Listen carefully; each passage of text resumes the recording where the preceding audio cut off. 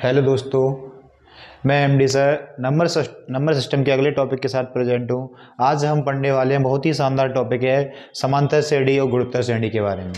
देखिए, अर्थमेटिक समांतर श्रेणी, अर्थमेटिक प्रोग्रेशन, गुणोत्तर श्रेणी ज्योमेट्रिक प्रोग्रेशन।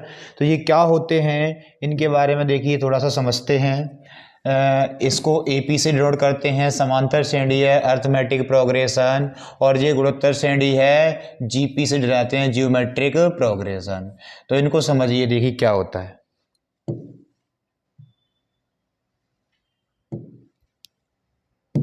हाँ, देखिए समांतर श्रेणी किसको कहते हैं। सबसे पहले हम समांतर श्रेणी के बारे में देख रहे हैं। समांतर श्रेणी क्या होती है, ऐसे मैंने लिख दिया 1 2 3 4 4 5 डॉट डॉट डॉट डॉट कितने भी टर्म लिख दिए। तो ऐसे पद जिनके बीच में, ऐसे टर्म जिनके बीच में समान अंतर होता है, कॉमन डिफरेंस रहता है, सेम अंतर होता है। इनके बीच में अंतर क्या है, समान अंतर होता है। समान अंतर है, देखिए एक एक का अंतर, कुछ भी हो अंतर लेकिन समान होना चाहिए, तो उसी को क्या बोल रहे हैं, समांतर श्रेणी। नाम से क्लियर है, समान प्लस अंतर समांतर श्रेणी होती है। जैसे कि मैंने बोल दिया 2 4 6 8 10 ऐसी डॉट डॉट डॉट, मतलब कितने भी टर्म लिख दूं, सारे टर्म के बीच में इसमें भी अंतर समान है कि नहीं है, बीच में दो दो का अंतर है। तो समांतर श्रेणी में अब थोड़ा इसकी बेसिक जानकारी समझ, जो अंतर होता है ना दोनों टर्मों के बीच में, उसे बोलते हैं सार्व अंतर, कॉमन डिफरेंस। सार्व अंतर बोला जाता है, जो अंतर रहता है दोनों के बीच में, कॉमन डिफरेंस बोलते हैं। इसको डी से डिनोट किया जाता है, सार्व अंतर को डी से, इसको कॉमन डिफरेंस, कॉमन डिफरेंस, ये कॉमन डिफरेंस होता है। इसको डी से डिनोट करते हैं। तो इसको निकालते कैसे हैं, ये आता है next term minus previous term, अगला पद माइनस पिछला पद, next term minus previous term, अगला माइनस पिछला। कहीं पर भी कोई भी दो टर्म उठाइए, उसमें से अगले में से पिछले को माइनस कर दीजिए, उसमें उसी से क्या निकल जाता है, अपना सार्वंतर निकल जाता है। सार्वंतर आपका निकल के आ गया। ठीक है, सार्वंतर निकालना सीखे। क्या होता है सार्वंतर, जो उनके बीच में, सारे टर्म के बीच में जो डिफरेंस होता है उसको बोलते हैं सार्वंतर। सभी जगह एक जैसा होता है, सार मतलब सभी जगह और डिफरेंस मतलब अंतर। ठीक है, तो देखिए इसमें ए को बोलते हैं फर्स्ट टर्म, ए को बोला जाता है पहला पद, पहला पद। अब ए में मैं पहले पद में डी को प्लस कर दूंगा तो अगला पद आ जाएगा, दूसरा पद। ए में फिर डी को प्लस, ए प्लस डी में फिर से डी को प्लस कर दूंगा तो तीसरा पद निकल जाएगा। इस तरीके से हम बढ़ते जाएंगे। तो ए एन बराबर होता है एन बा पद, इसका फॉर्मूला होता है, आपको याद रखना है। ए एन इक्वल्स टू होता है A plus N minus 1 into D. ये है समांतर श्रेणी का एनवा पद, समांतर श्रेणी का nth term, nth term of AP क्या होगा, समांतर श्रेणी का एनवा पद ए एन। यहाँ पर कोई वैल्यू, कोई सा टर्म पूछा, यहाँ पे एन की वैल्यू रखी है। एन क्या है, यहाँ पे पदों की संख्या, ए क्या है पहला पद, डी क्या है कॉमन डिफरेंस सार्वंतर। आप आसानी से कुछ भी निकाल सकते हो। एन क्या है, नंबर ऑफ टर्म। अब एनवा पद की तो बात ठीक है, लेकिन यहाँ से एक टर्म, और यहाँ से सम ऑफ एन टर्म्स, एन पदों का योगफल, इसके दो फॉर्मूले होते हैं। दो तरीके से, मतलब दोनों से कैसे भी निकाल सकते, एन अपॉन 2 ए प्लस एल। ए बोले तो फर्स्ट टर्म और एल बोले तो लास्ट टर्म। फर्स्ट पहला पद प्लस आखिरी पद, ये एन अपॉन 2 यहाँ से करेंगे तो क्या आ जाएगा, एस एन मतलब एन पदों का योगफल आ जाएगा, समांतर श्रेणी के एन पदों का योगफल। इसका एक और फॉर्मूला होता है एन अपॉन 2, अगर लास्ट टर्म हमें मालूम नहीं है तो ये लगा देंगे 2a plus N minus 1 into D. ये होता है इसके एन पदों का योगफल एस एन बराबर, या तो ये लगाएंगे या ये एल मालूम है तो ये लगा देंगे, और एल मालूम नहीं है तो आप ये लगाएंगे। क्लियर जी। तो होता है इसमें समांतर श्रेणी में। अब इसके समांतर माध्य की बात करते हैं। ए एम अर्थमेटिक मीन, समांतर माध्य होता है दो टर्मों का, ऐसे ए और बी का समांतर माध्य निकालना है, तो दोनों को जोड़कर 2 से भाग देना है। जो एवरेज होता है उसी को समांतर माध्य बोलते हैं। ए प्लस बी अपॉन 2, इस तरीके से समांतर माध्य निकाला जाता है। तो इसमें इसमें से क्वेश्चन आएंगे मोस्टली, ये हैं आपके इंपॉर्टेंट कंसेप्ट, तो इनको समझना है। इसमें एपी के बारे में इतना जानकारी थी, एपी में से क्वेश्चन बनेगा। और इसके डायरेक्ट देखिए आपको कॉन्सेप्ट ये याद होनी चाहिए, डायरेक्ट क्वेश्चन आते हैं यहाँ से। देखिए ऐसे मैंने बोल दिया 1 + 2 + 3 + 4 + 5 डॉट डॉट डॉट डॉट कहाँ तक है जी, nth टर्म, मतलब कितने भी टर्म बोल दिए, n टर्म तक बोल दिया। अगर ये n पदों तक है तो इनका सम क्या आएगा, तो अभी एस एन बराबर आप योग निकाल सकते हो आराम से समांतर श्रेणी के। लेकिन इसका एक डायरेक्ट कंसेप्ट भी होता है, सम ऑफ ऑल टर्म, सभी पदों का योगफल जो 1 2 3 4 5 सारे क्रम से लिखे हैं, तो उनका होता है n × n + 1/2। इस तरीके से भी आप निकाल सकते हैं सारे टर्म का सम, ठीक है। या फिर एक ये फॉर्मूला होता है 1² + 2² + 3², सारे नेचुरल नंबर में प्राकृत संख्या हैं, उनके स्क्वायर का सम आपसे पूछ लिया n², उनके वर्ग का योग पूछ लिया, समांतर श्रेणी मतलब उनके सारे टर्मों के वर्ग का योग पूछ लिया। तो इनका योग निकालने के लिए डायरेक्ट फॉर्मूला होता है आपके पास n × n + 1 2n + 1/6। इसके लिए डायरेक्ट फॉर्मूला ये आएगा, आप इसमें वैल्यू पुट कर देंगे। एन टर्म कहाँ तक लिखे हैं, 4 तक लिखे हैं तो यही छोड़ेंगे, 5 तक लिखे हैं तो मतलब जितने तक लिखे हैं टाइप के टर्म, बस एन की जगह वही वैल्यू आपको पुट कर देनी है, ठीक है। अब आपसे एक और इसके क्यूब का होता है, 1³ 2³ 3 का क्यूब 4 का क्यूब 5 का क्यूब, इस तरीके से चलते जाएंगे, 4 का क्यूब 5 का क्यूब n³, सारे टर्म का सम इनका क्या आएगा, तो इसका योगफल होता है, सम होता है। जो फर्स्ट वाला रहता है वही रहता है, बस उसमें एक काम और करना होता है हमें, इसका होल स्क्वायर कर देते हैं। जो भी फर्स्ट वाले में आंसर आ जाए उसका क्या कर दो, होल स्क्वायर कर दो, इसके क्यूब का सम निकल जाएगा, ठीक है। इतना समझ में आया। ये डायरेक्ट फॉर्मूले आपको याद होने चाहिए, कभी कभी डायरेक्ट फॉर्मूले ही पूछ लिए जाते हैं कि इनका क्या होगा, इनका क्या होगा, तो आपको फॉर्मूले भी लर्न होना चाहिए। और क्या होते हैं देखिए, और फॉर्मूले आते हैं इसके, इस तरीके से पूछ लिए जाते हैं आपसे 1 + 3 + 5 + 7, इस तरीके से, मतलब विषम संख्याओं का योगफल, विषम संख्याओं का योगफल पूछेंगे तो इसके लिए आपको डायरेक्ट लगाना है n², उसमें टर्म कितने हैं, पद कितने हैं, उसकी जगह n की वैल्यू रख दीजिए, n² आ जाएगा, डायरेक्ट आपको निकलेगा n², ठीक है। और आपसे सम संख्याओं का योगफल पूछ लिया जाता है 2 4 6 डॉट डॉट डॉट, इस तरीके से। ये समझ गए ना, इनमें अंतर है, ये वाला इसमें सारे संख्या लिखी थी, इसमें विषम विषम ले ली तो n² हो जाएगा, और सम सम ले ली है तो इसका फॉर्मूला हो जाएगा n × n + 1। तो आपको डायरेक्ट ये फॉर्मूले लर्न होने चाहिए, डायरेक्ट क्वेश्चन में यूज होंगे, रख सकते हैं। ये था टोटल समांतर श्रेणी के बारे में, समांतर श्रेणी से संबंधित जो भी था। अब देखिए गुणोत्तर श्रेणी में देखते हैं जीपी क्या होती है, जीपी गुणोत्तर श्रेणी जीपी, इसका nवा पद,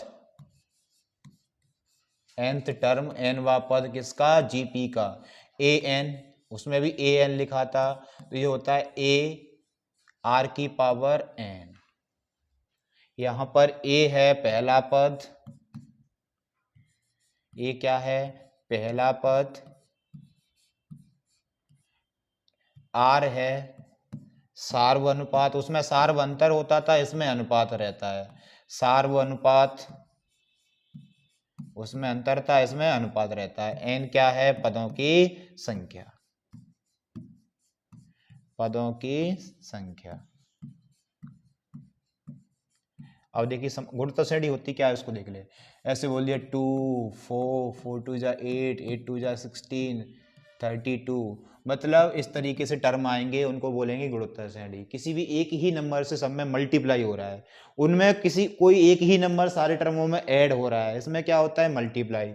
तो हम r की वैल्यू इसमें सार्व अनुपात जो निकालते हैं, इस r की वैल्यू हम कैसे निकालते हैं, ये आता है नेक्स्ट टर्म अगला पद माइनस पिछला पद, next term minus previous term, अगला पद माइनस पिछला पद, सॉरी माइनस नहीं होता, डिवाइड होता है, अगला पद, वो तो माइनस था उसमें होता है सार्व अंतर में, अगला पद बटे पिछला पद, इसमें डिवाइड करके निकाला जाता है, r की वैल्यू आपकी निकल जाती है, next term upon previous term निकाल सकते हैं। ये आर की वैल्यू आ गई। अब इसी में एन टर्म आपने मैंने निकालना बता ही दिया, ए आर की पावर एन।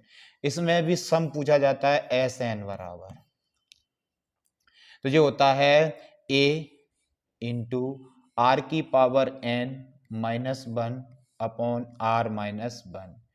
इसके सभी टर्मों का सम होता है। ऐसा तो कब लगाएंगे जब आर की वैल्यू ग्रेटर देन वन होगी, एक से बड़ी होगी। कभी कभी आर की वैल्यू छोटी भी आ जाती है, मतलब 1/2 हो गया, इस तरीके से वैल्यू आती है, तो उसके लिए क्या लगा देंगे, कुछ ही नहीं करना, बस इनको बदल देंगे।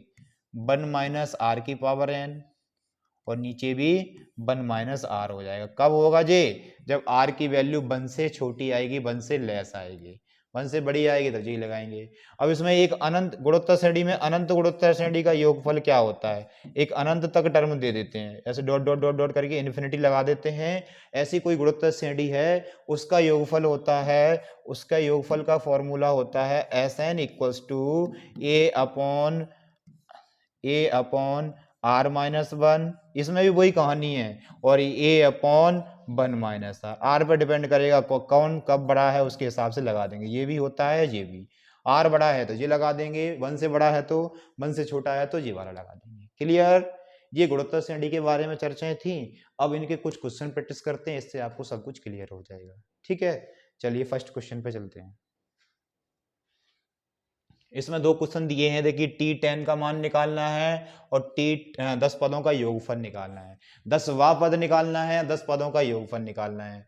तो देखिए T10 टर्म 10, या फिर इसको मैं A10 भी बोल सकता हूं, 10वां पद, ये होता है A plus N minus one into d. तो जौन सा पद निकालना होता है उससे एक कम डी होता है, तो A प्लस 9D, क्योंकि n माइनस वन है तो n की जगह 10 रख देंगे, 10 माइनस 1 9D आ जाएगा, A प्लस 9D आ जाएगा। 10th टर्म आ गया A प्लस 9D।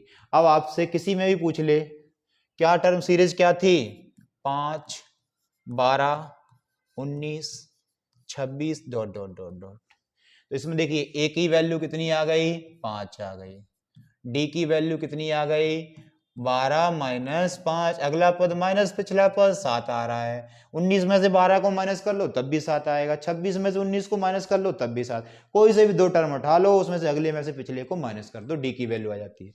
पुट कर दो इसमें, ए की वैल्यू 5 है प्लस 9 इंटू डी की वैल्यू कितनी है, 7 है, तो ये आ जाएगा 5 प्लस 9 7 63 63 और 5 कितना हो गया 68। वहां पर दोनों चीज एक साथ नहीं पूछी जाती, एक पूछी जाएगी पहले। तो 68 के हिसाब से तो यही आंसर आ गया, उसका योगफल भी 365 निकल रहा होगा। निकाल के देखते हैं, मतलब 10 टर्म का सम, तो क्या आ जाएगा, 10 पदों का योगफल क्या आएगा, 10 पदों का योगफल आएगा, 10 टर्म का सम आएगा S10 equals to, last term मालूम है क्या हमें, इसमें 10th टर्म निकाल लिया हमने, क्या है 10 टर्म 68 है, तो ये आ जाएगा 10 पदों का योगफल निकाला है तो n/2 मतलब 10/2, ये आता है a प्लस एल। फर्स्ट क्या था 5, लास्ट क्या है 68, 10 पदों का पूछा है तो लास्ट 68 आएगा।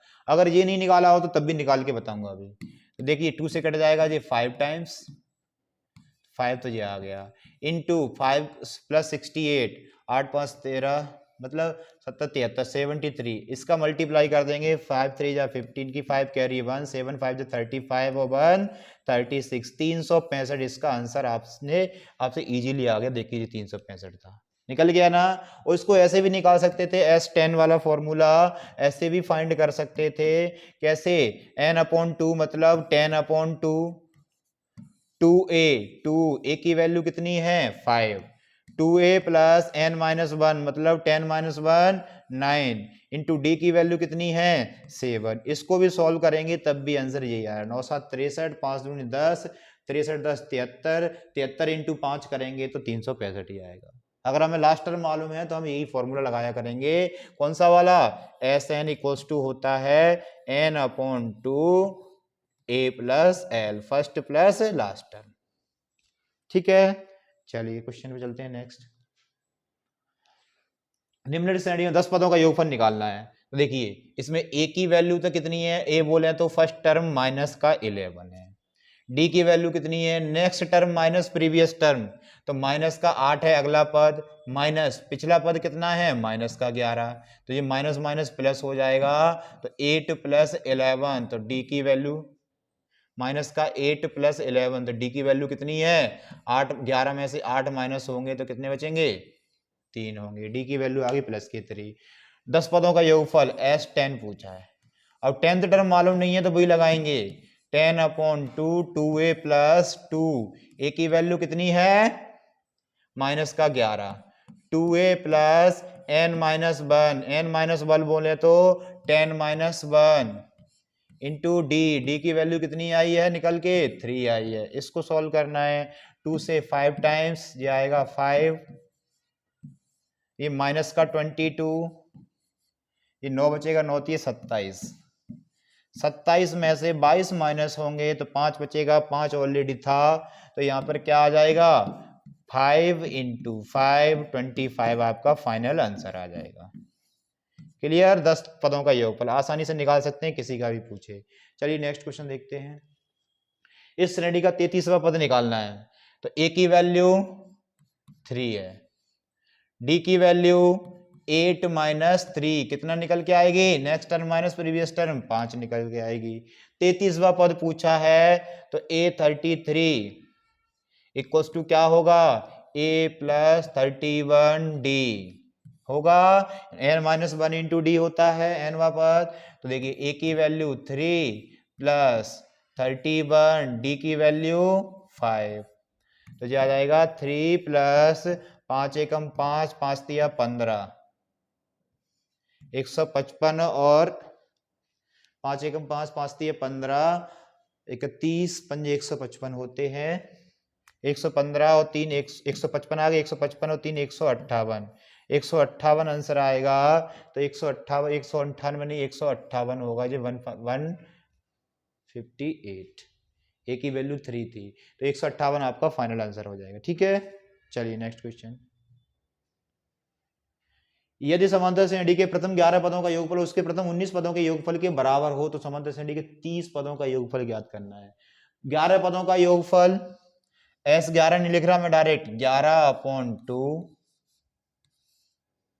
2a प्लस, इसमें लास्ट टर्म मालूम नहीं है तो ये लगाते हैं 2a plus n minus 1 into D, 11 पदों का योगफल है तो n की जगह है, तो आ जाएगा 10d, इसकी वैल्यू बराबर दी है किसके 19 पदों के योगफल के बराबर, तो 19/2, 19 पदों का योगफल जी तो होगा 2a प्लस 19 माइनस 1 मतलब 18d, इसको सॉल्व करेंगे, देखिए 2 से तो आपका 2 कैंसिल आउट हो जाएगा, 11 दूनी 22a plus 11 Dai 110d equals to 19 दूनी 38a, 19 दूनी 38a प्लस 19 का मल्टीप्लाई इसमें करेंगे तो ये आ जाएगा 342d। अब इसको देखिए सॉल्व करिए, ए को इधर ले आइए, डी को इधर ले आइए, या फिर डी को इधर ले आइए, ए को इधर ले आइए। 22a में से 38a माइनस होंगे, इधर आके कितना बचेंगे, 22a में से 38a माइनस होंगे तो माइनस का 8 में से 2 जाएंगे 6, 3 में से 1 जाएंगे तो माइनस का 16a हो जाएंगे, माइनस का 16, 110d इधर आके माइनस होंगे 342 में से, तो कितना बचेगा ये 100, इसमें से करिए 110 माइनस करिए 142 में, 342 में से 2 जाएंगे 0 3 और 2, 232d आ जाएगा। अब 16 से कट रहा है क्या, ये 16 एकम 2 से कट जाएगा 8 बार, 2 से कट जाएगा 2 एकम 2, 2 एकम 2, 2 छिंकी 12, अभी भी कट रहा है 2 से, 4 दूनी 8, 4 से काट लीजिए, 4 से 2 बार काट लीजिए, 4 से 2 बार कट जाएगा जी, जल्दी कट जाएगा और कुछ नहीं है। 4 से कट गया 2 बार और 4 से कट गया 4 एकम 4, 3 4 एकम 4, 4 दूनी 8, 3 बची 4 9 36, 29d, तो माइनस का 2a है, इधर आके प्लस का 2a हो जाएगा, 2a और ये प्लस का 29d ऑलरेडी था इक्वल्स टू 0। हमें इसकी वैल्यू मिली है, ना तो ए की वैल्यू मालूम हमें ना डी की वैल्यू मालूम, लेकिन हमें कुछ पूछा है हमसे, तो समांतर श्रेणी के 30 पदों का योगफल पूछा है। तो देखिए 30 पदों का योगफल निकालिए। इसका यूज होगा कुछ ना कुछ उसमें, इसलिए ये निकल के आया है। तो हम तो निकालना शुरू करते हैं, अपने आप समझ में आ जाएगा। 30 पदों का योगफल कैसे निकालेंगे? S30 इक्वल्स टू 30/2, n/2 होता है 2a, a नहीं पता हमें, d नहीं पता, प्लस 29d। 30 है ना, तो n-1d, तो 2a प्लस 29d की वैल्यू हमें इसलिए निकल के आई है कि हमें यहाँ जरूरत थी इसकी वैल्यू की। तो क्या आ जाएगा जी? 15 आ जाएगा यहाँ से, इससे कटने के बाद। लेकिन इसकी जगह क्या रखना है हमें? 0 रखना है। तो 15 0 का किसी भी नंबर में मल्टीप्लाई करोगे तो क्या आएगा? 0। तो सभी 30 पदों का योगफल क्या आ गया? 0। मतलब खोदा पहाड़ निकली चुहिया, छोटा सा आंसर निकला 0। क्लियर? चलिए देखिए नेक्स्ट क्वेश्चन पे। समांतर श्रेणी के दूसरे तथा पांचवें पदों का योगफल दिया है।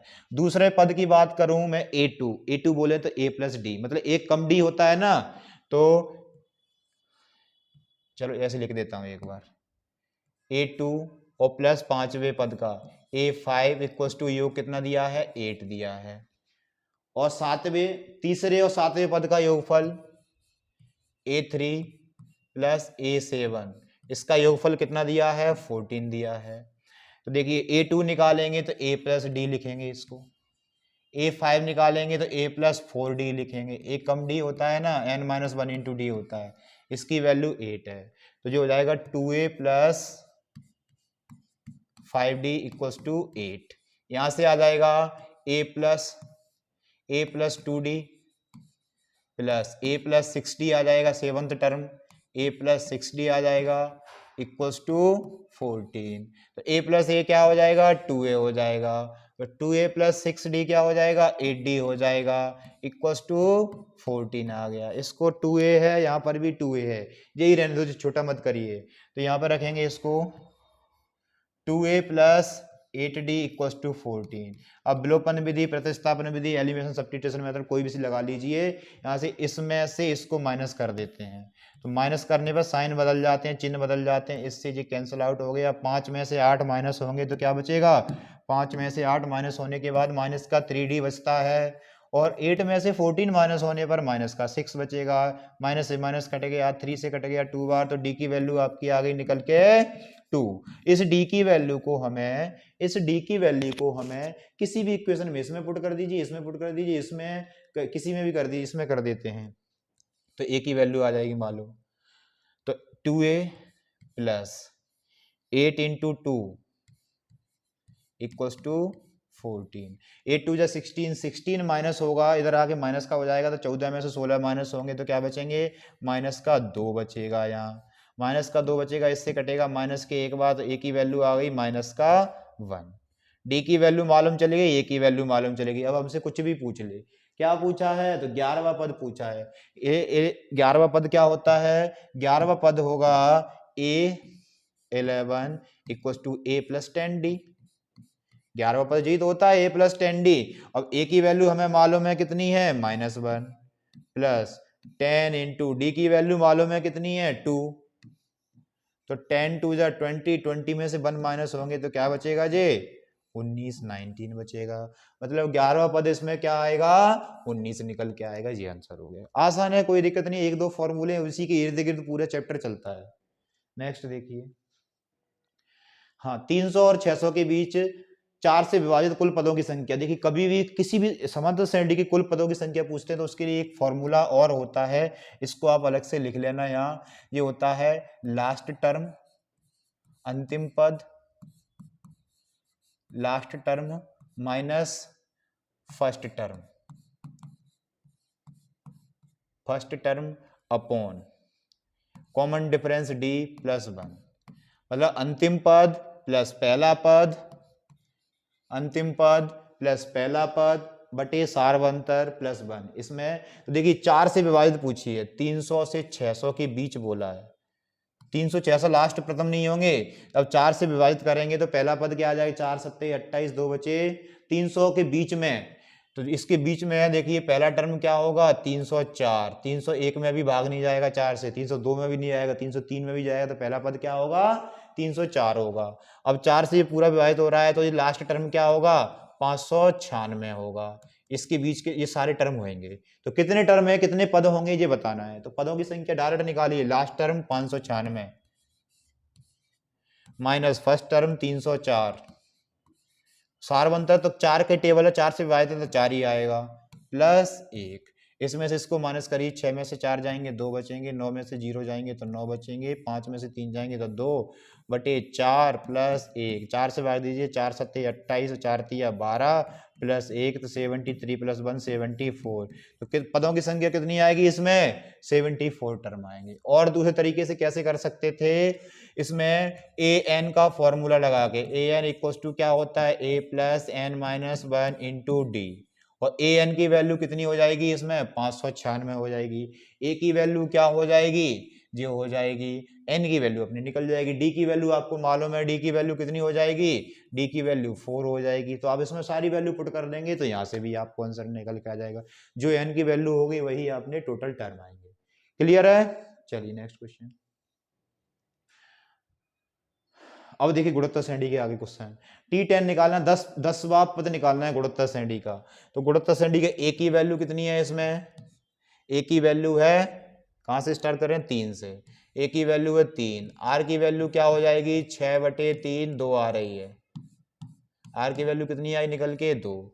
तो A10 निकालना है। गुणोत्तर श्रेणी का 10वां पद होता है ए आर की घात n-1, तो मतलब n-1 बोलेंगे, 10-1, 10-1 बोलेंगे तो 9। तो ए की वैल्यू 3 थी और आर की वैल्यू 2 है, 2 की पावर 9। तो 2 की पावर 9 कितना होता है, 2 की पावर 9 3 इंटू 2 की घात 9 कितना होता है, उसमें 3 से गुणा कर देंगे। 2 की घात 10 होता है 1024, तो 512 आएगा, जिसका 2 की घात 9 का मतलब 5 से 15 1536। तो इसका क्या आ गया, 10वां टर्म आ गया। 10वां पद क्या आएगा, 1536। तो आंसर देखिए 3 में दिया है, पहले में, तीसरे में, चौथे में। 1536 3 में दिया है तो आपको योगफल निकालना ही पड़ेगा। S10 निकालना है। अब S10 की बात कर रहे हैं। S10 बोले तो Sn बराबर क्या होता है, a इंटू आर की पावर 10 माइनस एन की जगह 10 लिख दिया ना, -1/r-1। इसमें वैल्यू पुट कर दीजिए। ए की कितनी है, 3, आर की कितनी है, 2। तो 2 की पावर 10 -1/2 -1 3। 2 की पावर 10 का मतलब 1024 -1, और नीचे तो 1 बचा तो कोई दिक्कत नहीं है, 2 में से बन जाएगा तो 1 से डिवाइड करेंगे। तो ये आ जाएगा 3 इंटू 1023, 1000 इंटू 3 3000, 23 69, तो 3069 आंसर आ जाएगा इसका। सभी 10 पदों का सम कितना आ जाएगा, योगफल कितना आ जाएगा 10 पदों का, 3069 आ गया। तो इसका आंसर आ जाएगा फाइनल 1536 और 3069। ठीक है, चलिए नेक्स्ट चलते हैं। इसमें है 8, गुणोत्तर श्रेणी का अनंत पदों का योगफल। तो अनंत पदों का एस अनंत क्या होता है, अनंत पदों का योगफल ये होता है a/1 - क्योंकि r का मान अधिकतर इसमें छोटा ही आता है 1 से, तो इसलिए देखिए, क्योंकि a की वैल्यू कितनी है यहाँ पर, a की वैल्यू 16, r की वैल्यू कितनी है, अगला पद 8 है, उससे पिछला पद 16 था, तो ये 1/2 आ रही है r की वैल्यू। रख दीजिए, वैल्यू पुट करके आंसर आ जाएगा। तो a की वैल्यू 16 थी, 16/1 - 1/2। एक में से आधा जाएगा तो क्या बचेगा, आधा बचेगा, आधा बचेगा तो ये 2 ऊपर पहुंच जाएगा, तो 16 2 32, इसका फाइनल आंसर आ जाएगा। तो अनंत पदों के योगफल के लिए आपको ये फॉर्मूला याद रखना था, बाकी कुछ नहीं था, 32 आपका फाइनल आंसर आ गया। चलिए नेक्स्ट क्वेश्चन, निम्नलिखित का गुणोत्तर माध्य निकालना है। गुणोत्तर माध्य, हाँ गुणोत्तर माध्य के बारे में बताना था। a और b दो संख्या हैं, तो इनका गुणोत्तर माध्य तो जो होता है √ab, a into b. Geometric mean होता है, ये गुणोत्तर माध्य होता है। लेकिन हमसे 3 टर्म आ जाएंगे, तो इसका मतलब क्या है, a इंटू बी, इसकी घात क्या होगी, रूट का मतलब क्या होता है 1/2। 2 संख्याएं तो 1/2, 3 संख्या तो 1/3, 4 संख्या तो 1/4, यही गुणोत्तर माध्य होता है। तो इसका गुणोत्तर माध्य क्या हो जाएगा, 3 इंटू 9 इंटू 27, इस पे घात क्या हो जाएगा 1/3। बस 4 संख्या होती तो 1/4 लगा देते, 5 संख्या होती तो 1/5 घात लगा देते। तो ये आ जाएगा 3 की घात, देखिए 3 की घात 1 है, 3 की घात 2 है, 3 की घात 3 है, 3 2 5 और 1 6। अभी मैंने सिखाया था घातांक करनी में, 3 की घात 6, इसकी घात 1/3 आ जाएगा। 3 घात इसमें 3, 2 घात इसमें है 5, 1 घात इसमें। आधार समान होने पर गुणा में घातें जुड़ती हैं, बताया था। अब घात के ऊपर घात होगी तो घातों का क्या होता है, गुणा होता है। तो 3 की घात 2 जो आ जाएगा, 3 की घात 2 का मतलब 9 आंसर आ जाएगा आपका फाइनल। तो 9 आंसर ये हो गया। आसान है ना, गुणोत्तर मात्र किसी का भी पूछ ले, 3 टर्म है तो इसमें 1/3 कर देंगे, 4 टर्म होती तो 1/4 कर देते। ये बहुत अच्छा क्वेश्चन है, आ जाता है यहाँ से क्वेश्चन। देखिए नेक्स्ट, जीपी का 7वां पद उसके चौथे पद के 8 गुना के बराबर है। जीपी का 7वां पद क्या होगा, ए आर की घात 6, एक कम होता है, ए आर की पावर n-1 होता है ना nवां पद, तो 7वां पद हो गया। उसके 7वां पद उसके चौथे पद के, चौथा पद क्या होगा, ए आर की पावर 3 होगा चौथा पद, होगा कि नहीं होगा, कि 8 गुना के बराबर है। ये बराबर किसके है, ये बराबर है किसके, इसके 8 गुना के बराबर है, ठीक है। तो उसका प्रथम पद क्या होगा, यदि 5वां पद 48 दिया है, 5वां पद क्या दिया है, ए आर की घात 4 होता है, ये दिया है 48, ठीक है। देखिए सबसे पहले ए से ए कट गया, ये 3 आर से 3 आर कट जाएंगे, यहाँ पर 3 बचेगा, तो क्या बचेगा, आर की पावर 3 बचेगा इक्वल्स टू 8। तो 8 का क्यूब रूट क्या होता है, आर बराबर आपका निकल के आ जाएगा 2। इसको 2 की घात 3 लिख सकता हूं, आधार बराबर है, घातें बराबर हैं तो आधार भी बराबर होंगे। मैं 2 की घात 3 लिख सकता था, इसको ऐसे लिख सकता था ना, 2 की पावर 3, और ये 3 पावर बराबर है तो बेस भी इक्वल होंगे, ठीक है। आर की वैल्यू यहां से यहां रख दीजिए, तो ए की वैल्यू आ जाएगी यहां से 2 की घात 4 इक्वल्स टू 48, 2 की घात 4 का मतलब 16, 16 तिया 48। तो ए का मान पूछा था, प्रथम पद पूछा था, आपका आंसर आ गया यहाँ पर 3 निकल के आ जाएगी, ए की वैल्यू आपकी 3 आ गई। 5वां पद जीत जाता, ठीक है, समझ में आ गया, प्रथम पद पूछा था, ए की वैल्यू पूछी थी, निकल गया। नेक्स्ट देखिए, निम्नलिखित श्रेणी में n पदों का योगफल निकालना है। देखिए 11 है, मैं इसको लिख सकता हूँ 10 + 1, ये 100 है, इसको लिख सकता हूँ 10 + 100 + 3 डॉट सॉरी 1005 है, उसको मैं लिख सकता हूँ 1000 + 5, इस तरीके से डॉट डॉट डॉट होते गए हैं, ठीक है। तो इसमें देखिए 10 + 10² + 10 का क्यूब प्लस 10 की पावर 4, जो भी आएगा आते जाएंगे यहाँ से, और यहाँ बचा 1 + 3 + 5 + 7 plus dot dot dot dot dot. एक ये विषम टर्म है कि नहीं है, तो इसमें देखिए गुणोत्तर श्रेणी बन रही है, तो इसका योगफल तो क्या आ जाएगा, विषम गुणोत्तर श्रेणी, विषम पदों का योगफल क्या होता है, n² होता है। मैं पहले भी बता चुका, शुरू में समझाया था इसका बेसिक। तो इसकी जगह तो n² आ जाएगा, n² 2 ऑप्शन में मिल रहा है, 2 तो वैसे ही हट गए।